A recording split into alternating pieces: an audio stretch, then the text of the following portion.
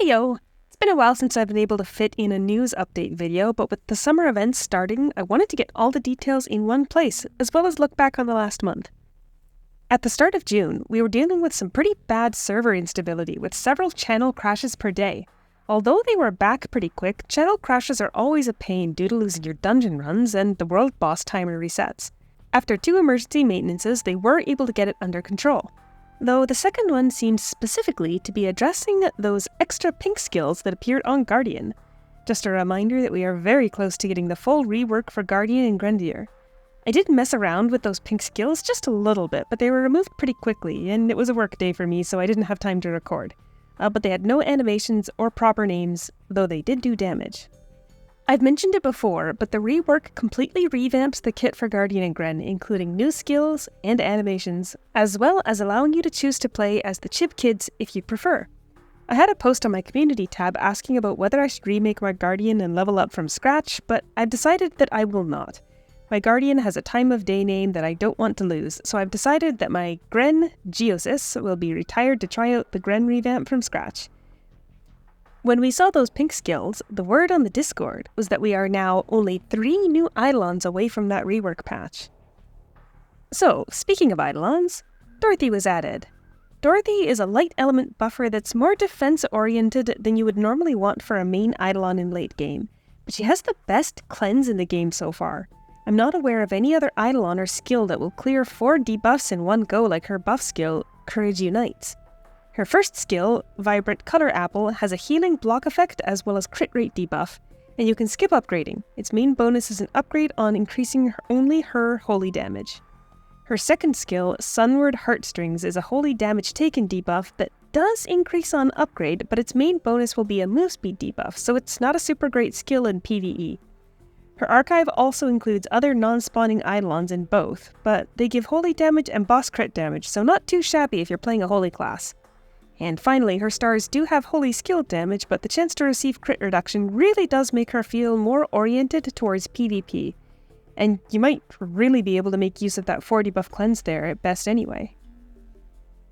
And, based on the loading background, we should also be expecting Poseidon to drop shortly, so let's take a look at her too. She looks to be an excellent choice for a main on-field ice DPS Eidolon. Her first skill, Wind Fury Waves, is just a stun at base, but upgrade adds both more crit damage dealt and higher chance to crit as a debuff to the target. Her second skill, Raging Sea Waves, has both of the buffs that would have been enough to make an Eidolon top choice in the past, a damage taken increase debuff as well as an ice damage taken debuff. Upgrading it increases the percents on both of those as well, so it's worth doing. Her buff, Voice of the Ocean Whale, is a buff for your ice skill damage and your damage versus ice targets. Her default stars are a chance of double damage and ice skill damage, so perfectly serviceable as is without a reroll too. Then her archives are a little more manageable than Dorothy, I'd say, and she has an all stats buff with Gigas, so how can you go wrong? Also, a main weapon damage buff, and that's a buff you don't find a lot of places. Anyway, for all of June we had the Navia Parade event. This was our first opportunity to grab the festival buffs since X-Legend took over. They last 24 hours of playtime and provide small buffs to move speed, stats, and experience. If you're interested in seeing the event itself, I suppose I can recommend you check out the end of my last livestream, and I will pop a link in the top corner to it, but maybe mute it because I got a little emotional and it wasn't about the fireworks. It was a neat event for sure, but the limited time frame, being only 4 parades over a 2-hour window at the same time every day, and the difficulty getting buffs from the festival floats as they move was a bit frustrating, especially when trying to get the buffs on multiple alts. My personal experience was that the buff zone was actually in front of the floats, not underneath them, so keep that in mind for next time. The festival event was closed on the maintenance last week though. I hope they bring it back before all my little DH alts run out of buff. The bridal event in Starsand has now ended, which is a shame because it had a quest experience buff item as a daily reward. The X-Legend anniversary event in Crescent Hill was also closed after the extension that so many players requested. There was a massive number of costumes available, plenty of which were archivable to add to your costume archive level. These 2 events have been replaced with the Helonia summer event, which is quite fast to get through. If you need more items in your archive, make sure to grab the furniture in both green and orange quality, as unlike costumes, both of them can be archived. This one is really fast though. For the first quest, you just quickly hand out some food to nearby NPCs. For the second, you need to use the strange shell thing on the Silent Girls, and you can just use it 3 times on the same one, even if you already changed your form. For the final one, you just need to go get hit by the watermelon splitter guys 3 times. Sadly, the event has caused them to update the Helonia map, which means that the warehouse NPC has been removed. The Helonia and Crescent Hill warehouse NPCs were actually an Area or Gamigo edition.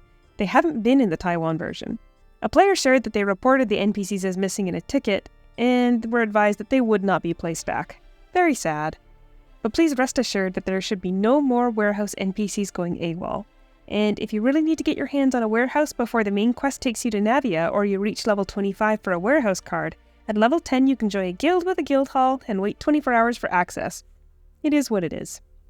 We also had the fishing bonus and cooking bonus as well as 1G stat reset active for most of the month, but those have now ended as well, replaced with half off crafting, so it's prime time to craft yourself some new gear. And when you do go to craft that new gear, you might notice a pretty huge quality of life change from the last patch. Ore now stacks to 999 instead of 100. Look how much of a difference this makes! It's not just ore, many items now have increased stack sizes, including ingredients, Eidolon experience goods and emblems, and some secret stones as well. This change will make a significant difference for hoarders like me. I can't wait to clear up the warehouses of all my ults. As for other fixes, the Demarek Mines oddity with the lion has now been fixed, which means the oddity medal is now back in action. You should be able to complete everything needed for the basic oddities medal now. I have all the guides you need, just check out the oddities playlist. And speaking of oddities, we now have 15 per map all the way up to the S1s. Secret Forest Lake, Hidden Valley, Gloomy Ridge, and Drowsy Cave are now all added. I am a bit behind on getting the guides out, but for the next one, Canterton Hill, it's almost ready to go. I was just distracted attempting to unravel the mystery of Algar, the costume boss of that map. I've got him now, so that should be following shortly. Then only, a couple more than 10 left to go? Until they add more, anyway. The Eidolon Soul Crystal quests are back at the Temple of Gaia. Summer is a great time to farm some special spawns for your guild, so make sure to grab the quest before you do daily Gaia runs. Your newbie guild friends will thank you. This time we have Hansel and Gretel, Undine, Amaterasu, and Tyr. Excellent choices. One in particular is particularly amazing in my opinion. The Nightmare Dungeon rerun is also here, but the debuffs are intense. It seems they have used the same debuff as the newest Nightmare, so even if you could get through the Nightmare Tunnel Mine before, you may struggle with it this time. I suppose there's the possibility that it's a bug, but I'm pretty sure it's intended. Keep in mind these dungeons have no drops or experience, and they are only for exchange emblems. The KNE Encyclopedia has been reverted back to Ruby coins. There was a glitch with the Encyclopedia Dragon Point accumulation that could be abused for infinite rewards, so it was replaced with a K until it could be fixed. Unfortunately, that did mean that it was down for most of the month, and at this time they haven't enabled a way to exchange your honestly gained Ks for the intended RC reward. Hopefully we'll see something on that front. And finally, some bonus bosses have been added to Sky Tower and around the world too, but there's been a couple issues with the implementation. You can find Dark Beeldor chilling in Oblivious and on Sky Tower floor 25. He's got some pretty nasty damage stacks, and when I was trying to solo him in my chip with a little less HP, he was more or less one-shotting me. Really, endgame players will be able to solo him no sweat, but if you're still building or mid-game, bring some friends. The one in Sky Tower is also much stronger, with higher stats all around, 250% pen shield and lifesteal block. The reward for beating them is the same though. Kusanagi is in Tanglevines or on Sky Tower floor 50. She's got a massive dot, it even got me on my main, so I tried swapping to my best support Eidolon team, Persephone and Iwanaga Hime, but I also called in some support to take her down. The Sky Tower version is also buffed, but perhaps too much. It seems she has the same 250% pen shield layered with the EST floor reinforcement too, so... well, yikes. I checked with the Transcendent raid and they couldn't put a dent in her. Plus that floor also has the Shadow Boss guy at the end. Stick with the field map one, and bring some cleanse or healing potions. And the final boss is Alucard in Tracio and Sky Tower floor 65. The field map version is not very tough. Honestly, I got him with the lightning aura that cages people, so the only thing I had to worry about was using my Eidolons to get out of cages. I heard from the Transcendent Raid team that it seems like he may have an extra detail damage reduction, because though they could damage him per se, it was taking too long, so they moved on. When you're fighting the bosses on the world map, you'll need to watch out for the different auras though. Special thanks to WPMZ for pointing this out, but the auras are variable. Basically, I think the one you need to worry about the most is the lightning aura. If you see that one, bring some extra friends to the fight so you don't spend more time in the air than actually fighting. And now for the bad news. Though the boxes are the same for both the Sky Tower and Field Map variants, you can't actually open them. Yikes. I personally submitted a ticket about it yesterday, so hopefully this will be fixed quickly. The Field Map versions spawn every 4 hours, so if you're inclined to get your hands on them, I would recommend farming them and leaving the boxes in your mail so they don't gum up your inventory. The mail will last 300 days, so if it's fixed quickly while the event is running, you don't need to worry about losing them. And on top of that, special thanks to my investigation team for the support on investigating the field bosses while I was at work, and the Transcendent Guild for the reports on the raid versions. Fernando is also back in Navia. By speaking with him, you can get a 3-hour buff once per character per day. You can choose which one you want, the healer, the guardian, or the attacker buff. Each of them come with 4% pen and 4 armor piercing, and your choice is really just whether you want a defensive, a damage, or a healing buff. But if you pick the Augur's wishlist, you'll get a crate with a chance to get defensive, damage, and healing, as well as 8% pen and 8 armor piercing. Very nice. Just watch out, because the crate as well as the item inside that activates the buff both expire in 1 hour from the time that you take it. So you should probably just use it right away before you forget about it. And for final housekeeping, there's a note in the last patch that the distribution of normal monsters in the main storyline has been adjusted.